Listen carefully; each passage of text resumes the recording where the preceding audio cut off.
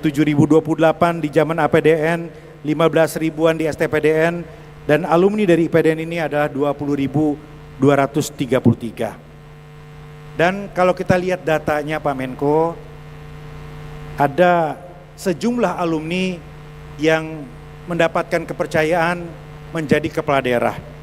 Ada 2 gubernur, 19 bupati, 4 wali kota, 12 wakil bupati, 1 wakil wali kota, 24 pejabat di eselon 1 di kementerian atau lembaga, dan banyak juga yang menjadi sekda provinsi. Angka ini menurut hemat kami masih terlampau sedikit kalau kita bandingkan tadi dengan jumlah alumni keseluruhan. Sekali lagi, kalau kita bandingkan dengan jumlah alumni keseluruhan, angka ini masih terlampau sedikit. Kebanyakan lulusan IPDN yang kemudian menjadi kepala daerah biasanya meniti karir menjadi birokrat senior, sekda. Jadi kemudian usianya sudah senior. Pak Menko, mungkin kalau aturan tentang syarat-syarat persyaratan maju kepala daerah direvisi, jadi ASN ini tidak harus mundur untuk mencalonkan, maka kami yakin harusnya lebih banyak lagi alumni IPDN yang kemudian menjadi kepala daerah.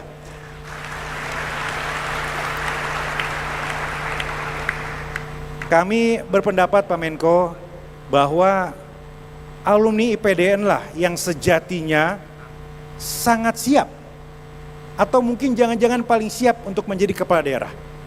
Karena mereka betul-betul disiapkan. Tidak saja di kampus ini, tetapi tour of duty. Ada yang menjadi lurah, menjadi camat, menjadi kepala dinas, naik menjadi sekda. Jadi kalau berbicara track kepemimpinan, maka alumni IPDN lah yang sejatinya siap dan jangan-jangan paling siap. Ke depan nanti Pak Menko tentu akan memberikan gambaran masa depan seperti apa yang kita hadapi. Tapi setidaknya ASN, birokrasi pemerintahan dan kepala daerah itu akan dihadapkan pada 3 tantangan yang simultan. 1 adalah geopolitik yang hari ini berubah dengan cepat yang harus selalu kita antisipasi. Yang kedua, seluruh alumni IPDN termasuk para kepala daerah ini harus pandai-pandai menyelaraskan, mengawal program strategis nasional dari pemerintah pusat.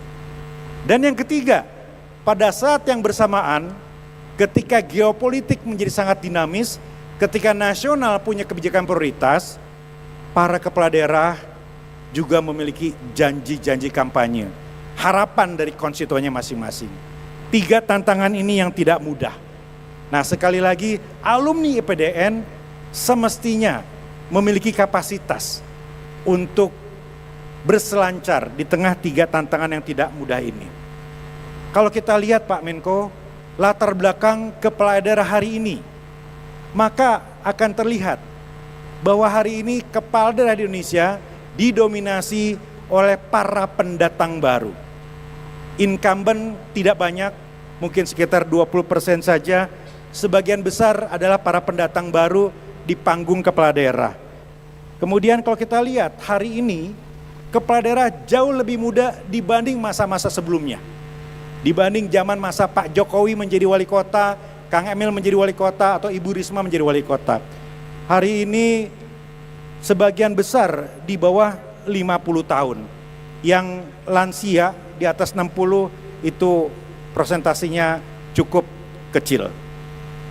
Di satu sisi tentu ini menjanjikan satu regenerasi.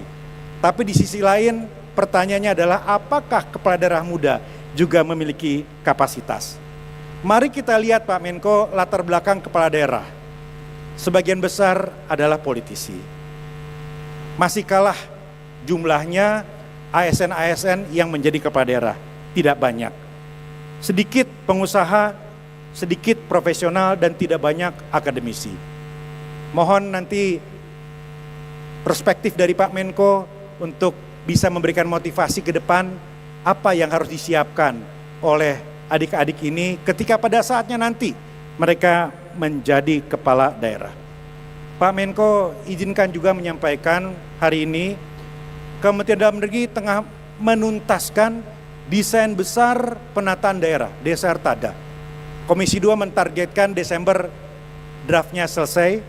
Di sini akan bisa dilihat berapa provinsi idealnya Indonesia dan pemekaran seperti apa yang akan kita jalankan nanti. Dan hari ini kita evaluasi, ternyata masih banyak catatan terkait dengan kapasitas fiskal kita. Sebagian besar provinsi, kota, kabupaten fiskalnya masih belum mandiri, masih sangat tergantung dari pemerintah pusat. Artinya apa? Ini adalah tantangan.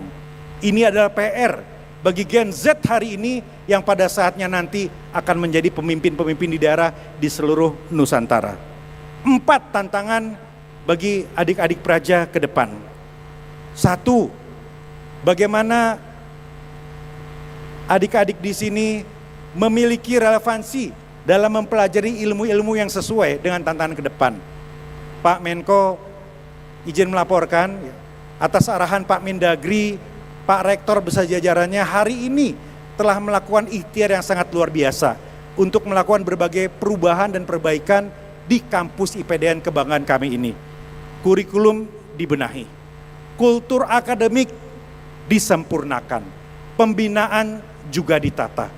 Insya Allah tidak ada lagi viral tentang kekerasan dari kampus kebanggaan kita ini ke depan, tidak ada. Dan 2 tantangan kita ke depan, bagaimana semangat Bhinneka Nara Eka Bhakti, semangat mengabdi walaupun berbeda-beda, tetap dijaga bukan saja sampai lulus, tetapi sampai titik ujung pengabdian di birokrasi pemerintahan. Tidak terbawa arus ketika atasannya, ketika pimpinannya mengajak ke arah yang tidak benar, tetap kukuh dengan semangat Bhinneka Nara Eka Bhakti. Dan tantangan berikutnya adalah bagaimana semua alumni di seluruh penjuru Nusantara menjaga adik-adiknya, menjaga para juniornya untuk tetap kukuh pada tataran idealisme yang dibangun di kampus.